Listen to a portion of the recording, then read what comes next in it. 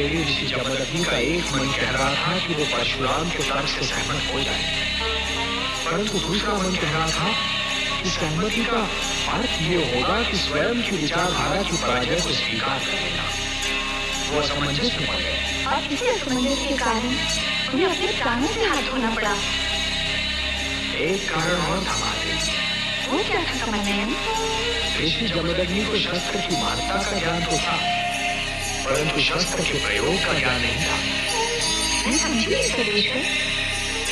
ऋषि जमदग्नि शस्त्र विद्या की शिक्षा अवश्य देते थे महादेवी, परंतु उन्होंने कभी ये नहीं सोचा होगा कि इस विद्या का प्रयोग स्वयं उन्हें भी करना पड़ सकता है, उन्हें युद्ध भी करना पड़ सकता है।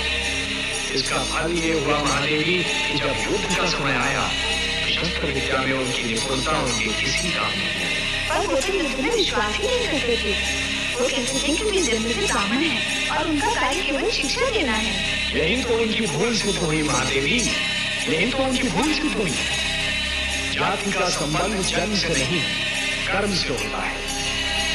व्यक्ति की जाति का निर्धारण उसका कार्य क्षेत्र करता है। यदि कार्य क्षेत्र परिवर्तित होता है तो व्यक्ति की जाति भी परिवर्तित होती है। आप सत्य कहते हैं। इस साधारण रहस्य को जमदग्नि ने समझने का प्रयास ही नहीं किया। उनके हाथों में जब पुस्तक थी तब भी वे स्वयं को ब्राह्मण ही समझते थे, और जब उनके हाथों को शस्त्र उठाना पड़ा तभी वे स्वयं को ब्राह्मण ही समझते रहे। आपने सर्वथा सत्य कहा महादेवी। जिस प्रकार अग्नि जब रसोई में होती है तो उसका कार्य कुछ और होता है, परंतु जब वो अग्नि दीपक की लौ में सिमट जाती है तब कुछ और होता है।